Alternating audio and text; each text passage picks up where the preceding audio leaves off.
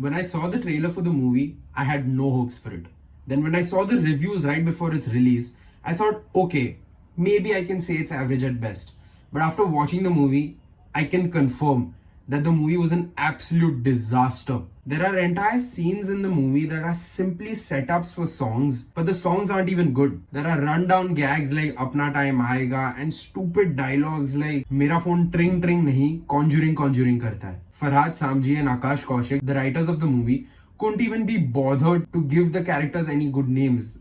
One is Anjulika and one is Manjulika. The movie isn't bad because Kartik Aaryan didn't do well. Kartik Aaryan was okay. Kiara Advani was okay. Tabu was great. The movie is bad because the dialogue, the storyline, and the screenplay of the movie is bad. Don't get me wrong, I'm all for slapstick comedy. I'm a big fan of some old Anees Bazmi movies like Sing is King, Welcome and Halchal. But when a cast of more than able actors like Tabu, Rajpal Yadav, Sanjay Mishra and Rajesh Sharma can't save your movie, you know there is something fundamentally wrong with the movie. I'm also not big on comparing a sequel to the original, but in some cases you have to do it because gags like the bike starting gag were copied straight out from the first movie. And they were put so randomly in this movie that the callback made absolutely no sense. I have to say, I'm well and truly baffled by some of the reviews I saw online praising the movie, praising the first half for keeping the audience hooked onto the story.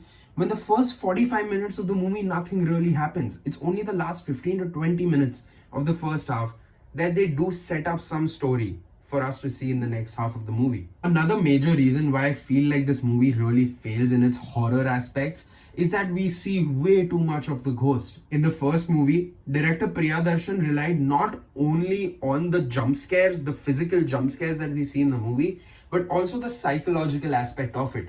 It was a game between the audience and the movie, where the audience was kept guessing as to who was doing it and how they were doing it. Whereas in this one, right before the interval, you know exactly who is doing what, and there is only a small twist that most people will see coming by the end of the movie. We only see Vidya Balan as Manjulika towards the end of the movie, and it is actually really scary. While the VFX and the CG in this movie, the makeup in this movie is also scary in some scenes, the director has used Manjulika in comedic scenes, and that takes away from the horror aspect of the movie. The two main songs of the movie, Ami Je Tomar and Bhool Bhulaiyaa, the title track, are kept pretty much similar to the originals. However, I still do prefer the original renditions. Kartik Aaryan, well done on the dance steps. That's probably the only impressive thing that this movie had. While the first movie was based in some sort of realism, this one relied heavily on VFX and CGI. There was even a scene where Manjulika picks up Rajpal Yadav and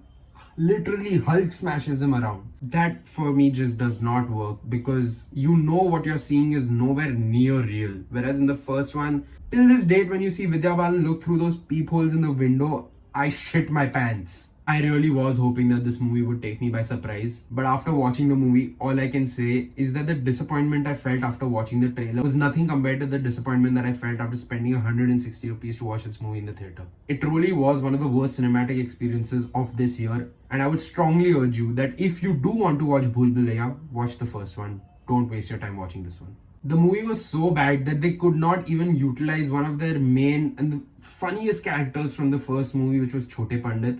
Rajpal Yadav, who played the role of Chote Pandit or Lal Hanuman in the first movie, fails to deliver in this movie. And when Rajpal Yadav fails to deliver, you know that the movie is a disaster. It was none of the actors' fault. All the flaws in the movie lie in the script itself. The movie was doomed from the point that pen was put to paper, and no actor, not even Akshay Kumar, could save this movie. If I had to rate it, I'd give it a rating of 2 Bhool Bhulaiyaas out of 10, and that is only because of Tabu and Kartik Aaryan's dancer. Also, Kiara Advani was pretty decent in the movie. Yeah, that was the review. Let me know how you like the movie. If unfortunately you have seen the movie. If you haven't, please don't watch it. Let me know what you thought about the review down in the comments below as well. Don't forget to like, share, subscribe. I will see you soon for another review. Till then, take care. Peace. Screenshot.